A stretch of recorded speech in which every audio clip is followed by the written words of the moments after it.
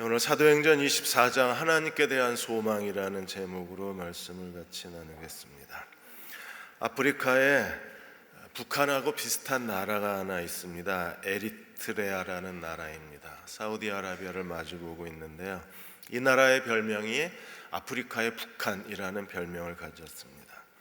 북한은 기독교인 탄압 1위 국가입니다.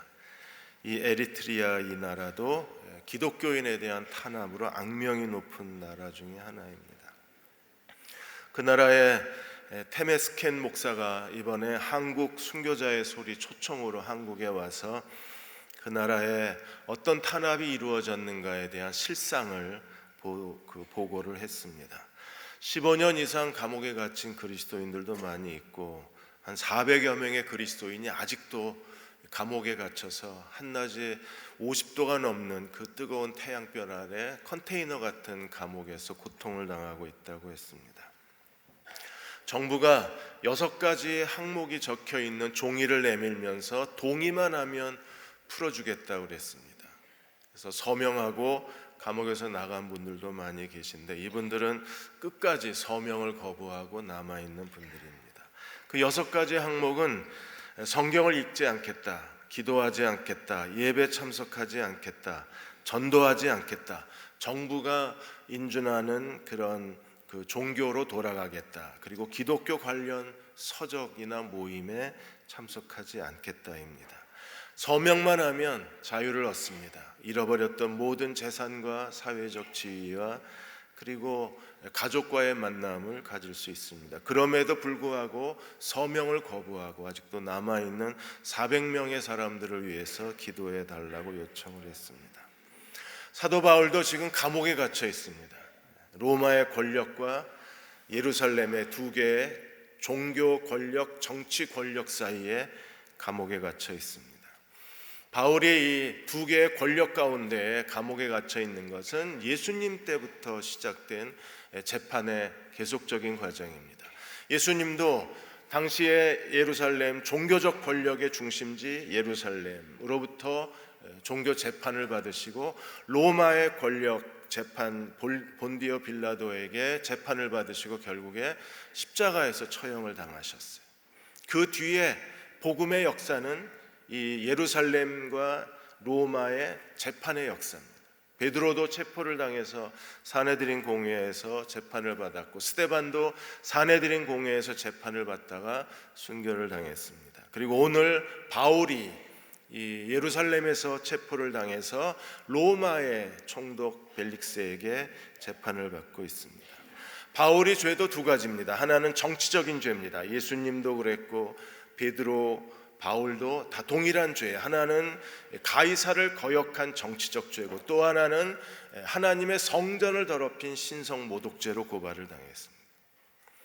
바울의 재판이 계속되고 있습니다. 바울은 무려 5번 재판을 받는데 21장에서 유대 군중 앞에서 재판을 받고 그리고 23장에서 산헤드린 공회에서 2번째 재판을 받고 오늘 24장에서 벨릭스 앞에서 총독 앞에서 3번째 재판을 받습니다. 그리고 25장에서 다시 부임한 총독 베스도 앞에서 4번째 재판을 받고 그리고 아그리파 2세 왕 앞에서 마지막 5번째 재판을 받습니다.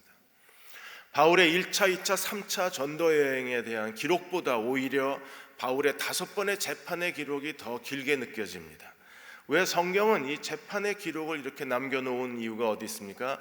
바울이 1차, 2차, 3차 직접 선교한 것보다 오히려 바울의 재판에서 바울이 복음에 대한 변증을 했는데 그 복음에 대한 변증에서 복음의 진리가 계시되었기 때문에 그렇습니다. 오늘 24장에 총독 벨릭스 앞에서 어떤 재판이 진행됐는가를 살펴보겠습니다. 먼저 24장 1절에서 9절까지 유대인들의 고소단이 와요. 24장 1절에 닷새 후에 대제사장 아나니아가 어떤 장로들과 함께 변호사 더둘로, 그러니까 대제사장 아나니아, 장로들 그리고 변호사 더둘로 3사람이 이 바울을 고소하기 위해서 그들이 예루살렘에서 가이사라까지 왔습니다. 이 변호사 더둘로는 이 벨릭스에 대해서 아주 가장 최고의 아부의 말을 합니다. 오늘 3절에 보시면 당신을 힘입어 태평을 누리고 이 민족이 당신의 선견으로 여러 가지 삶의 질이 개선된 거에 대하여 그의 공로를 치하를 했습니다. 그러나 벨릭스에 대한 유대인들의 감정은 그렇게 고마워하지 않았습니다. 왜냐하면 유대에 몇 번 반란이 일어났을 때 무력으로 잔인하게 진압했던 총독이 바로 벨릭스였기 때문에 유대인들이 벨릭스를 별로 안 좋아합니다. 그런데도 더둘러는 지금 윌리엄 버클레이 박사가 지적한 것처럼 최고의 아첨의 말을 하고 있는 거예요. 그리고 바울을 세 가지로 고소했습니다. 5절에 보시면 이 사람은, 바울은 전염병 같은 존재라 그랬어요. 전염병 같은 존재라는 것은 아주 골칫덩어리라는 겁니다.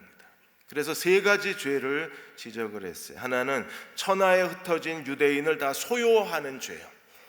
로마가 가장 두려워하는 게 이 사회적 선동죄, 반동죄, 소요죄입니다. 그래 유대 사회를 소요시켰다는 것은 지금 이 고소단들이 대제사장 아나니아가 바울을 총독 벨리스에게 정치적 죄목으로 고발하고 있는 거예요. 두 번째는 나사렛 이단의 우두머리라고 바울을 고발하고, 세 번째는 6절에 성전을 더럽힌 자라고 고발을 했어요. 성전을 더럽게 하려 함으로 우리가 잡았다 그랬어요. 그리고 6절 하반절에서 8절 상반절이 없어요. 웨스턴 버전에 보시면 이 삭제된 구절을 다른 사본에서 인용을 해서 이렇게 그 내용을 채웠습니다. 우리가 잡았다. 로마 정부가 이 예루살렘 유대인 사내들인 공회에 예루살렘 성전에 관한 범죄는 유대인들이 치리하도록 법률권을 넘겨줬습니다. 그러므로 성전을 더럽힌 죄인을 체포하고 이 죄인을 처벌하는 것은 유대 법정이에요. 이 로마 정부가 양도해준 그 법률적 권한을 가지고 바울을 재판하고 있는데 갑자기 로마의 천부장 루시오가 와서 바울을 빼내갔다는 겁니다. 그리고 이 총독 벨리스 가이사랴에 보내서 우리로 하여금 총독 앞에서 고소하라고 해서 우리가 왔다는 거예요. 완전히 상황을 조작을 한 겁니다. 자기들에게 유리하도록 상황을 다시 재편성을 한 거예요. 실제는 어떻습니까? 그들이 바울을 누명을 씌우고 바울에게 폭동을 일으켜서 바울이 죽을 뻔한 걸 로마의 천부장이 그 보고를 받고 바울을 그들의 그 구타 속에서 바울을 건져낸 거였잖아요. 이게 실제잖아요. 그런데 지금 이 더둘러는 완전히 상황을 바꿔서 마치 자기들이 정상적으로 재판을 하고 있는데 갑자기 로마 총독이 와서 바울을 빼내간 것처럼 그렇게 내용을 바꾸고 있는 거예요. 지금도 전 세계에서는 이 교회에 대한 혐오감, 기독교에 대한 증오심 때문에 많은 그리스도인들이 핍박과 박해를 당하고 있습니다. 이번에 오픈도어 선교회가 2016년 11월부터 2017년 10월 사이에 전 세계에서 박해받는 그리스도인들에 대한 숫자의 통계를 냈습니다. 박해 지수가 있습니다. 각 나라마다 박해 지수가 있는데 이 핍박 지수 40점이 넘는 나라가 60개 나라입니다. 그 60개 나라의 인구가 51억이 사는데 그 중에 박해받는 그리스도인들이 8억 명 정도 돼요. 이 8억 명 가운데에 2억 1,500만 명은 정말 심각한 박해를 당하고 있습니다. 그들은 그리스도를 믿는다는 이유로 모든 재산을 다 잃어버렸어요. 그들은 직업을 잃어버렸습니다. 가족들이 다 흩어졌습니다. 어떤 가족들은 살해를 당했습니다. 그리고 그 마을과 도시에서 살 수 없게 추방을 당한 거예요. 나이지리아 같은 경우에는 이 교회를 다 때려 부시고 불질러 버렸습니다. 그 그리스도인들을 생매장시키고 그리스도인을 살해했습니다. 나이지리아의 이 무슬림 그 무장단체가 2015년 한 해 동안에 종교 청소라는 이름으로 그리스도인을 무려 2,000명 이상이나 살해를 했습니다. 그나마 2017년도에는 보코하람의 이 그 무슬림 무장단체가 활동을 적게 하는 바람에 그리스도인의 순교 숫자가 줄어들었지, 그들로 인해서 정말 많은 사람들이 소중한 걸 잃어버려야 했었습니다. 그럼에도 그들이 믿음을 지켰기에 오늘도 복음이 전파되는 곳마다 하나님께서는 믿는 자들을 구원하고 계신 겁니다. 두 번째로 10절에서 21절까지 바울의 변론을 기회를 주었어요. 벨릭스가 바울에게 총독이 바울에게 변론을 하라고 얘기를 했습니다. 그래서 바울이 고소당한 세 가지 내용에 대해서 세 가지에 대한 자기 변호를 해요. 그리고 자기가 무죄하다는 사실을 입증을 했습니다. 먼저 전염병 같은 존재, 정치적 이 소요를 일으키는 정치적 범죄자라는 사실에 대해서 11절에서 13절까지 바울이 먼저 증언을 합니다. 11절에 보시면 내가 예루살렘에 예배 드리러 올라간 지 12일밖에 되지 않았다. 그 12일 동안에 그는 자기가 성전에 있을 때에도 누구를 만난 적이 없고, 그 다음에 회당에 있을 때나 또 길거리에 있을 때에 사람 무리를 선동해서 소요를 일으킨 적이 없다는 거예요. 만일에 그런 사람이 있으면 증거를 가져오라는 겁니다. 그러나 이 고소하는 사람들은 이 일에 대하여 어떤 증거도 없었어요. 바울은 자기가 전염병 같은 존재로 유대인들이 모이는 곳마다 사회적 소요를 일으킨 사람이 아니라는 것을 스스로 무죄를 입증을 한 거예요. 두 번째로 14절에서 16절까지 나사렛 이단의 우두머리에 대해서도 바울이 자기를 증언을 합니다. 자기는 하나님을 배반하고, 그리고 유대교에서 그들이 믿는 하나님은 아니라 다른 하나님을 믿는 이단이 아니라는 거예요. 그래서 네 가지, 유대인들과 똑같은 믿음을 가졌다는 걸 네 가지를 증명을 해요. 먼저 14절에 보시면 나는 그들이 이단이라 하는 도를 따라 조상의 하나님을 섬기고 있다. 유대인들이 섬기는 하나님을 나도 섬기고 있다. 그리고 유대인들이 율법과 선지자의 예언과 글을 믿었는데 나도 율법과 선지자의 글을 예언을 믿는 사람이다. 세 번째, 그들과 똑같았습니다. 뭐가 같았나요? 15절에 그들이 기다리는 바 하나님께 대한 소망을 나도 가졌다는 거예요. 동일한 소망을 가졌습니다. 어떤 소망을 가졌나요? 의인과 악인의 부활이 있으리라는 이 소망을 나도 가졌다는 거예요. 그리고 네 번째, 똑같은 양심을 갖고 살았습니다. 이것으로 말미암아 나도 하나님과 사람에 대하여 항상 양심에 꺼리낌 없기를 힘쓰노라.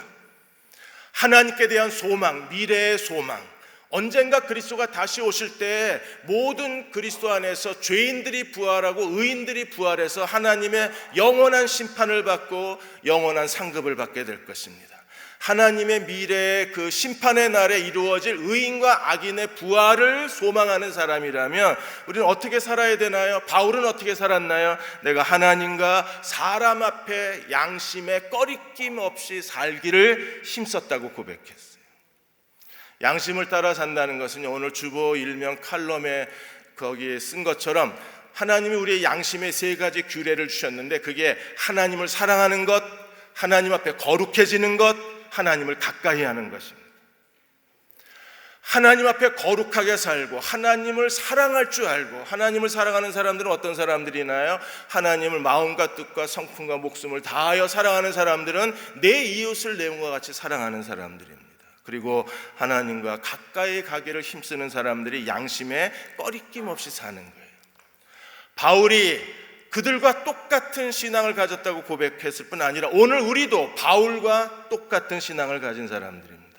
우리는 어떤 사람들인가요? 우리는 같은 하나님을 믿고 있습니다. 같은 복음의 진리를 믿었습니다. 같은 예수님을 따르는 사람들입니다. 오늘 우리도 같은 하나님께 대한 소망, 부활의 소망을 가지고 사는 사람들입니다. 그리고 오늘 우리도 같은 깨끗한 양심으로 살 것을 결단한 사람들입니다. 바울이 세 번째 자기의 죄의 고발에 대해서 17절에서 21절까지 증언을 해요.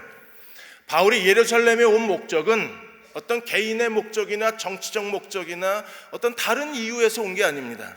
그래서 바울이 왜 내가 예루살렘에 왔는가에 대해서 벨릭스에게 자기의 온 목적을 밝혀요. 17절에 여러 해 만에 내가 내 민족을 구제할 것과 재물을 가지고 와서, 이방인 교회가 예루살렘이 가뭄과 기근으로 고통을 당하니까 이방인 교회가 이 예루살렘 교회를 향한 자선 헌금을 했습니다. 사랑의 헌금을 했습니다. 그 구제금을 들고 그 구제금을 전달하기 위해서 예루살렘에 온 사실을 밝히는 거예요. 그리고 예루살렘에 왔는데 사도 야고보가 예루살렘의 사람들이 바울을 오해하고 있는 사람들 때문에 그들의 오해를 벗겨주기 위해서 그들이 이해할 수 있게 성전에 정결 규례를 행하라고 그래서 바울이 지금 뭐 하고 있는 중이에요? 18절에 결례를 행하고 있는 중이었어요. 그러므로 바울은 지금 정결 규례를 지키고 있는 과정이었기 때문에 거기서 모임을 하거나 소동을 일으키거나 성전을 시끄럽게 할 수가 없었습니다. 그래서 바울이 벨릭스 앞에 이렇게 얘기합니다. 19절에 만일 나를 반대한 사건이 있었으면, 그때 어떤 사람들이 바울을 고소했어요. 에베소에서 온 몇몇 유대인들이 바울에게 억울한 누명을 뒤집어 씌웠습니다. 성전을 더럽혔다고. 그래서 소동이 일어나고 바울이 체포당한 거잖아요. 그런데 그 사람들 왜 안 왔냐는 겁니다. 바울은 마땅히 내가 정말 성전을 더럽혔으면 누구보다도 그 사람들이 와서, 에베소의 유대인들이 와서 나를 고소해야 되는데 그 사람들 왜 안 왔냐. 만일에 그 사람이 안 왔으면 20절에 여긴 아나니아 대제사장 그리고 변호사 더둘러 장로들, 너희가 나를 고소해라. 내가 예루살렘에서 소요를 일으켰다는 증거를 대라는 거예요. 증거가 있나요? 증거가 없습니다. 뭐 스마트폰으로 사진 찍어 놓은 것도 없고 카톡에 올라온 것도 없고. 바울이 스스로 자기의 무죄를 증거하며 그 자리에 서 있었기 때문에 이 로마의 권력과 예루살렘의 종교 권력 앞에 그가 굽히지 않고 용기를 잃어버리지 아니하고 죽음을 두려워하지 아니하고 진리를 지켰기 때문에 오늘 우리에게까지 예수 그리스도를 믿는 도가 전파가 되고 복음으로 말미암아 우리가 하나님을 믿고 우리 같은 하나님, 같은 믿음, 같은 소망으로 하나님을 섬길 수 있는 거예요. 영국의 역사가 토마스 칼라일이 만일에 마틴 루터가 보름수 종교회의에서 마지막 이렇게 증언하지 않았다면 유럽 역사가 달라지고 프랑스 대혁명이 일어나지 않고 오늘의 미국은 존재하지 않았을 거라고 했습니다. 마틴 루터가 마지막 1521년에 종교회의에서 마지막으로 그가 한 말이 무엇입니까? 내 양심은 하나님 말씀에 사로잡혀 있습니다. 어떤 것도 철회할 수 없습니다. 양심에 불복하는 건 옳지도 안전하지도 않습니다. 하나님, 내가 여기 서 있나이다. 이 마지막 루터의 용기 있는 고백으로 인해서 종교개혁이 불길처럼 번지고 그로 인하여 유럽 역사가 달라지고 프랑스 혁명이 일어나고 오늘의 우리가 아는 미국이 존재할 수 있었다는 것. 1517년에 마틴 루터가 면죄부에 대한 반박하는 글을 올리고 3년이 지났습니다. 로마 교황청은 잔인하게 루터를 계속 압박을 했습니다. 1500년에 전통을 가지고 있는 이 로마 캐톨릭에 대해서 대항하여 싸운다는 것은 쉬운 일이 아니었습니다. 그들은 루터에게 이렇게 말합니다. 너만 지혜가 있느냐? 네 성경이 옳다고 누가 인정해 줄 수 있느냐? 네가 이 1500년 동안의 이 천주교의 전통을 무시하는 네가 진짜 이단이다. 네가 이단 중에 이단이다. 그리고 교황의 칙령에 의해서 1521년에 보름수에서 종교 재판이 열렸어요. 바울은 정말 그 길을 힘겹게 갔습니다. 바울이 종교 재판장에 갔을 때 재판관이 바울이 쓴 책을 저렇게 앞에다가 전시해 놓고 루터에게 질문했습니다. 이 책을 네가 쓴 책이냐고. 바울이 내가 쓴 책이라고 대답했습니다. 그러자 재판관이 이 책 일부를 취소하거나 아니면 이 책 전부를 취소할 수 있느냐고 질문을 했어요. 그때 마틴 루터가 대답을 못했습니다. 너무 두려웠습니다. 이 보름수까지 오는 것도 죽음의 길이었어요. 그의 표현에 의하면 지옥으로 걸어 들어가는 길보다 더 고통스러웠다 그랬습니다. 얼마나 마음의 스트레스가 심했으면 보름수로 가는 길에서 그는 열병을 앓아 누워 꼼짝도 할 수 없는 상태가 되기도 했습니다. 그러나 용기를 가지고 그 앞에 나갔는데 이 책을 전부 취소하거나 일부를 취소할 수 있느냐는 말에 마틴 루터가 대답을 못합니다. 그리고 시간을 달라고 요청을 해요. 그날 밤 마틴 루터가 기도합니다. 주여 내게 용기를 주십시오. 그리고 재판장 앞에 다시 가서 그가 크게 선언한 말이 바로 이 말입니다. 나의 양심은 하나님 말씀에 사로잡혀 있습니다. 나는 일부를 처리할 생각도 없고 취소할 생각도 없습니다. 양심에 불복종하는 건 안전하지도 않고 옳지도 않습니다. 하나님, 내가 여기 서 있습니다. 그래서 루터가 서 있는 그 자리에 루터의 신발을 조각해 놨어요. 내가 여기 서 있습니다. 루터가 그 죽음의 자리에 서서 내 양심이 하나님 말씀에 붙잡혀 있습니다라고 고백했기 때문에 종교개혁이 일어나고, 그로 인하여 하나님의 복음은 땅끝까지 증거될 수가 있었습니다. 오늘 많은 사람들이 여전히 루터가 서 있었던 그 자리에 서 있는 사람들로 인해서 기꺼이 그리스도를 위해서 목숨을 버리고 재산을 잃어버리고 토백혐을 당하고 팔다리가 잘려나가면서도 그 진리의 그 자리를 지킨 사람들로 인해서 하나님 말씀이 우리에게 순수하게 전파될 수 있었고, 우리는 그 복음의 말씀을 들을 수가 있었습니다. 손봉호 교수님이 최근에 책을 하나 쓰셨습니다. 그리고 그 책에서 한국교회 우상 두 가지를 언급을 하셔서, 하나는 교회의 돈에 대한 탐욕이고 또 하나는 그 교회, 우리 교회라고 하는 지나친 애착심이라고 그랬습니다. 손봉호 교수님은 그 마틴 루터의 신발 자리에 서 계신 거예요. 교회에 어떤 소요가 일어나고 그것 때문에 어떤 핍박을 받을 걸 아시면서도 한국교회의 죄를 지적하신 거예요. 전 남서울교회의 홍정길 목사님도 루터의 신발을 신으셨습니다. 그분은 이번 부활절에 나는 목사가 아니었다고 다시 중앙일보에서 인터뷰를 했습니다. 40년 동안 한국 복음주의를 이끌어오신 지도자가 나는 목사가 아니었다가 가짜였다고 말하는 건 쉬운 일이 아닙니다. 그럼에도 불구하고 그분은 미국의 교회 성장학, 마케팅 이론에 근거한 교회 성장, 이 교회 성장이 교회 모델인 줄 알고 지난 40년 동안 교회를 성장시키는 데에 자기의 모든 시간을 허비한 죄에 대해서 고백하시고, 이것은 교회가 아니다, 목회가 아니었다, 나는 가짜라고 말씀을 하시는 거예요. 이분들의 용기 있는 고백으로 인하여 복음은 더 순수해지고 교회는 더 하나님 앞에, 하나님과 사람 앞에 거리낌 없는 양심의 자리에 설 수 있는 겁니다. 벨릭스가 바울의 재판을 연기했습니다. 22절에 이 도에 대해서 벨릭스가 너무나 잘 알았어요. 어떻게 잘 알 수 있었느냐 하면 그 아내가 드루실라가 유대인 여자입니다. 그래서 이 유대교와 기독교의 갈등에 대해서 누구보다도 잘 알았던 사람이 총독 벨리스예요. 그래서 그가 천부장 루시아가 올 때까지 재판을 휴정을 시켰습니다. 그리고 그게 2년이 흘러가요. 바울이 바울이 총독 벨릭스가 이제 2년 뒤에 다시 새로운 총독 베스도가 왔는데, 베스도가 올 때까지 2년 동안 감옥에 가두어둡니다. 두 가지 이유 때문에 바울을 감옥에 가두어두었어요. 하나는 26절에 혹시 돈을 받을까 봐, 뇌물을 받을 수 있을까 해서 벨릭스가 바울을 끝까지 베스도가 올 때까지 가두어둡니다.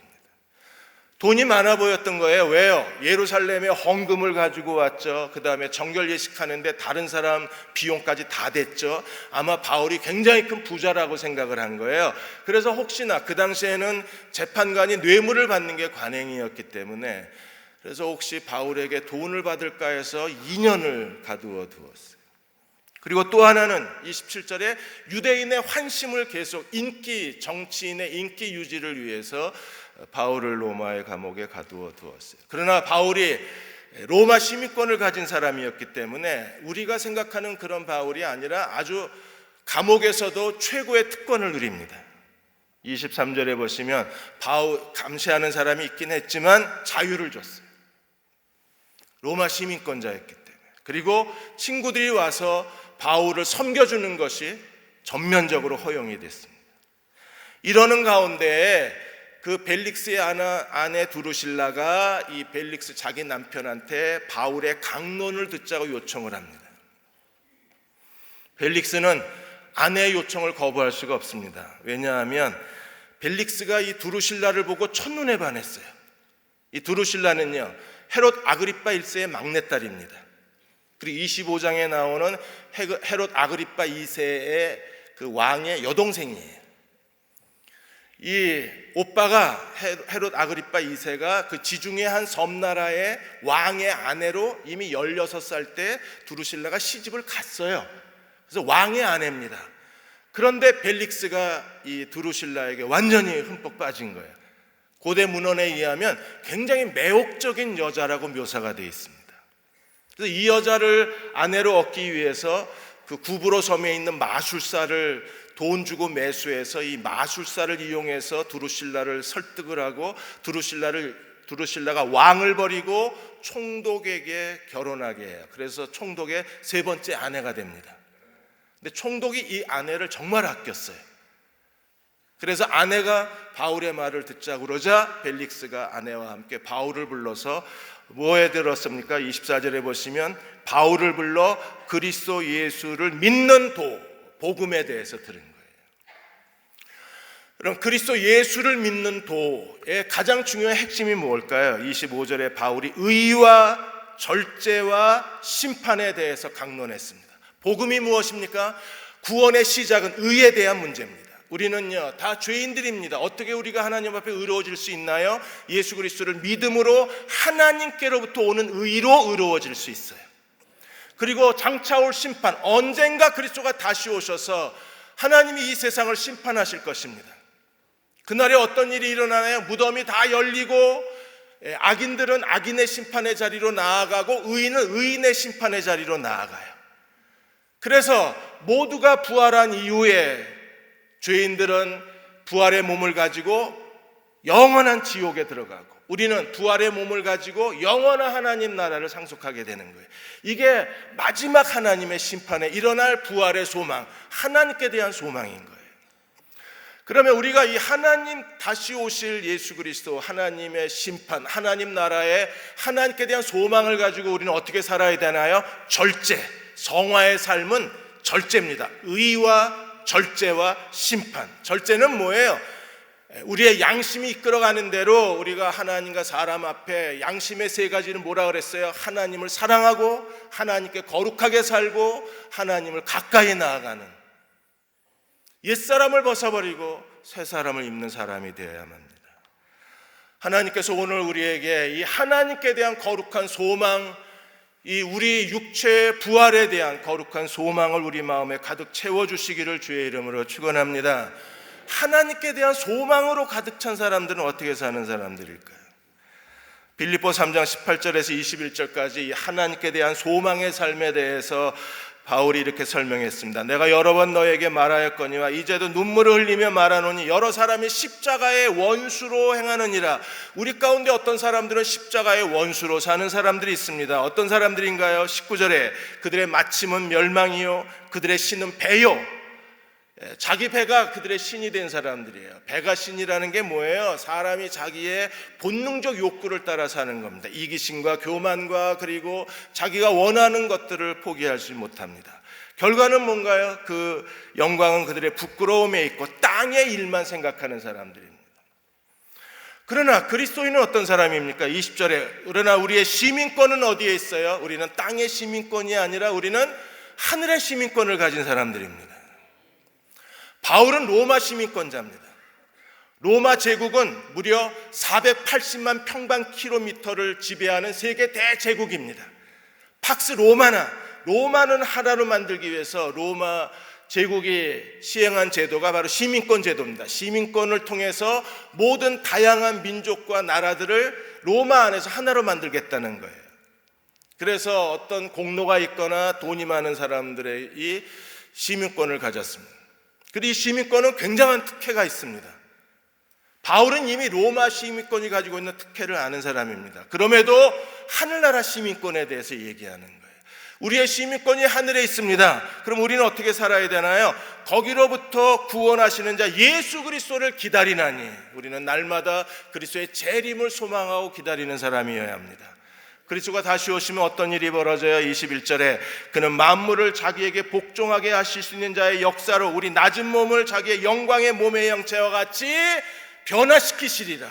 우리의 이 썩어 죽어가는 이 몸을 그리스도의 신령한 몸으로 다시 부활하시는 것, 그것이 그리스도가 오실 때 일어나는 영광스러운 구원의 완성입니다. 우리는 그 구원의 완성을 바라보는 하나님 나라 시민권을 가진 사람들입니다. 어느 한 목사님이 병원에 입원을 했습니다. 이 목사님이 체격이 굉장히 왜소하십니다. 그래서 간호사가 준 환자복을 입었는데 다리도 이만큼 길고 팔도 이만큼 길고 품은 이렇게 큰 거예요. 굉장히 불편했습니다. 그러면 그 목사님이 옷이 너무 불편하니까 세탁소에 보내서 바지도 자기 체격에 맞게 자르고 소매도 자르고 품도 줄이고 그래서 맞춤으로 입어야 되나요? 목사님 그냥 입었습니다. 불편해서 자꾸 내려오면 또 접고 내려오면 접으면서 그냥 그 환자복 입었습니다. 왜요? 일주일 뒤면 퇴원할 거니까. 내가 병원에 살 사람이 아니고 병원엔 잠시 있다 가는 거니까 그게 불편해도 참을만 했다고 했습니다. 우리도 마찬가지입니다. 이 세상은요, 우리가 사는 곳이 아닙니다. 우리는 하나님 나라를 기다리는 사람들입니다. 잠시 불편하고 잠시 힘이 들어도 괜찮습니다. 우리가 하나님께 대한 거룩한 소망이 우리 안에 있다면 우리는 얼마든지 견뎌낼 수 있습니다. 하나님께 대한 소망을 가지고 무려 4,000km 탈북을 하고 2번 탈북했다가 2번 북송을 당했습니다. 그럼에도 다시 탈북하신 분이 계십니다. 이번에 2018 오픈도어 후원의 밤에 김익두 목사님의 손자 며느리가 목사 안수를 받으시고 간증을 하셨어요. 이름을 그냥 박한나 가명을 쓰셨습니다. 남편이 김익두 이 우리 한국 초대교회의 가장 유명한 부흥사 중에 한 분이 김익두 목사님이시잖아요. 그 목사님의 손자가 자기 남편이라는 걸 이분도 몰랐어요. 탈북을 해서 중국에 갔는데 중국의 조선족 교회에 갔는데 그 조선족 교회에서 예배를 드리는데 그 예배 설교 때 목사님이 김익두 목사님 얘기를 하니까 남편이 놀란 거예요. 그리고 끝나고 나서 목사님들 모였는데 저희 할아버지가 김익두 목사님이신데 이 얘기를 한 겁니다. 아내가 그 자리에서 알았어요. 1950년 그 북한군에 의해서 김익두 목사님이 서천 서북교에서 새벽 예배를 드리시다가 북한군에 의해서 발각이 되고 그 자리에서 총살을 당했습니다. 그걸 이 남편이 7살 때였는데 남편이 그 할아버지가 죽는 걸 두 눈으로 본 거예요. 그 다음에 입을 닫았습니다. 어디 가서 우리 할아버지가 목사입니다 하는 순간에 자기도 죽을 것 같은 거예요. 그래서 심지어 아내한테도 얘기를 안 한 겁니다. 거기 있는 선교사님들하고 목사님들이 김익두 목사님의 손자가 왔다는 소식에 너무나 놀라워한 거예요. 남편은 결국에 다시 중국에서 북송이 됐다가 보위부에 의해서 고문을 당하다가 결국에 보위부에 의해서 구타당하고 죽임을 당합니다. 아내는 다시 탈북을 해서 대한민국에 온 거예요. 이 오픈도어 후원의 밤에 오셨을 때 그분이 제일 먼저 한 얘기가 뭐냐면 여러분 대한민국에 사는 걸 감사하십시오.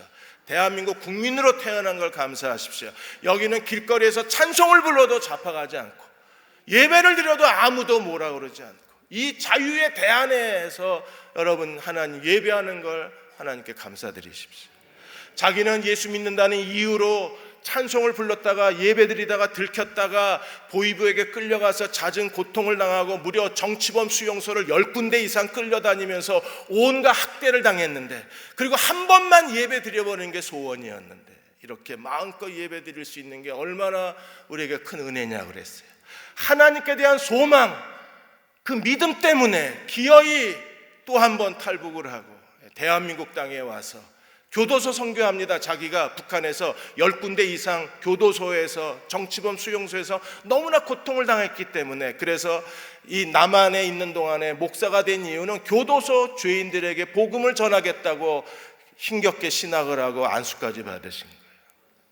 하나님 나라에 대한 소망이 있어야 됩니다. 하늘의 시민권을 가진 사람들은요 하나님께 대한 소망이 넘치는 사람들입니다. 우리가 하나님의 나라의 시민권을 가졌으면 하나님이 우리를 다스리시는 우리의 왕이 되시고 우리의 절대 주권자가 되시는 거예요. 전능하신 하나님이 우리를 통치하시는 그 나라 백성이 된 겁니다. 그렇다면 우리는요 이 잠시 사는 이 세상에서 이 세상에 어떤 어려움이 있고 슬픔이 있고 아픔이 있어도 우리는 모든 걸 감사할 수 있고 그리고 언제든지 하늘의 기쁨으로 우리는 하나님을 찬송할 수 있는 것만으로도 감사하며 살 수 있잖아요. 지금 성김의 목고지에 카톡방이 생겨서 오늘 아침에 거기에 밥상 목고지 글이 하나 올라왔습니다. 밥상 목고지는 식상하시는 분이 주일날 그 반찬을 만들어 가지고 와서 혼자 사시기 어려운 분들에게 반찬을 나눠드리고 또 가족을 식당에 불러서 그들에게 한 끼 맛있는 식사를 대접하는 목고지가 밥상 목고지입니다. 근데 저희 교회 한 자매가 가족이 3명인데 장애가 4개래요. 그 자매가 장애 2를 갖고 있고 나머지 가족들도 전부 장애가 있는 거예요. 혼자 밥해 먹기가 정말 어려운 겁니다. 지난주에 오지 않아서 이제 밥상 목고지에서 그 반찬을 전달해 주러 가다가 그 집에 있는 화분 사진을 찍어 왔어요. 그 화분에 작은 그 글이 하나 써 있는데 그 글에 축복받은 가정이라고 쓰여져 있었어요. 축복의 가정 감사합니다. 그럼 뭐가 감사할 게 있겠어요? 우리가 땅의 일을 생각하면 감사할 게 아무도 없지만 그러나 하나님께 대한 소망이 있기에 비록 힘들고 가난하고 정말 어렵게 살지만 그렇게 오래 기도해도 하나님이 여전히 그 가난의 자리에 우리를 머물게 해 두신다고 할지라도 그들은요 축복받은 가정이 감사하다는 겁니다. 어떻게 그런 말이 나올 수 있어요? 하나님께 대한 소망이 우리 안에 있기 때문에 그렇습니다. 언젠가 우리가 하나님이 우리를 위해서 예비해 놓으신 그 나라에 대한 소망이 있기 때문입니다. 그리고 언젠가 그리스도가 다시 오실 때 우리가 다 신령한 육체로 부활해서 영광스러운 하나님 나라를 상속하는 것을 믿기 때문에 그 가난 속에서도 축복받은 우리 가정은 감사할 수밖에 없는 거예요. 모든 염려를 그분께 맡기십시오. 하나님은 우리 하나님 나라를 통치하시는 분은 하나님이십니다. 우리는 그 나라의 백성들입니다. 하나님이 오늘도 우리를 신실하게 돌보고 계십니다. 그 하나님께 모든 걸 맡기고 그 하나님의 통치 가운데 살아가는 저와 여러분이 되시기를 주의 이름으로 축원합니다. 기도하겠습니다. 우리 찬송 함께 하겠습니다. 491장 다 일어나셔서 우리 저 높은 곳을 향하여 날마다 나아갑니다. 우리 1절만 부르시고 기도하고 축도하겠습니다.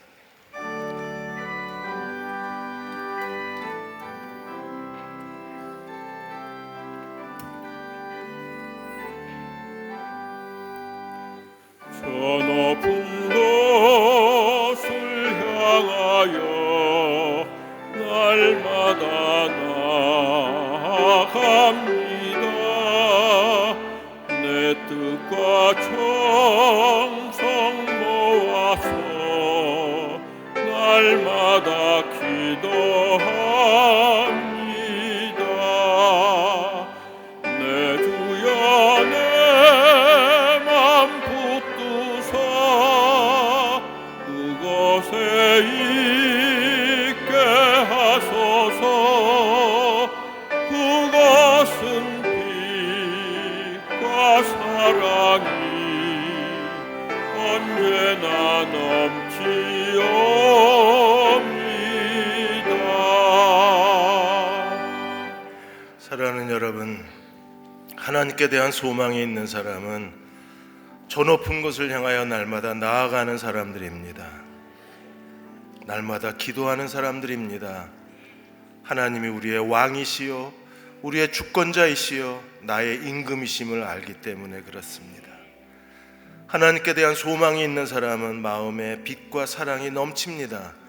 하나님 나라가 빛과 사랑의 나라이기 때문에 그렇습니다. 하나님 나라의 소망을 가득 채워 주옵소서.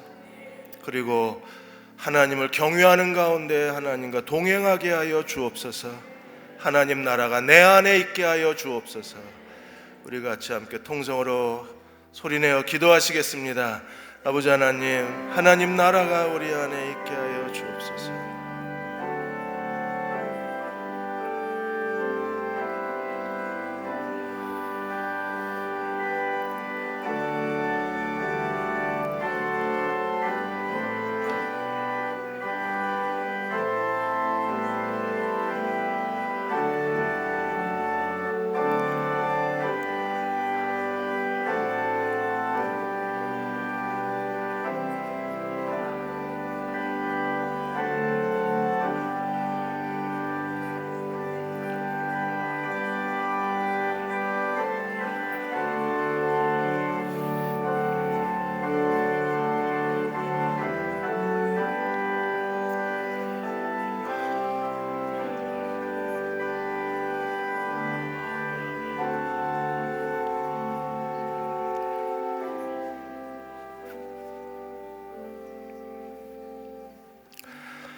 아버지 하나님, 하나님이 자기 백성 돌보실 것을 믿습니다.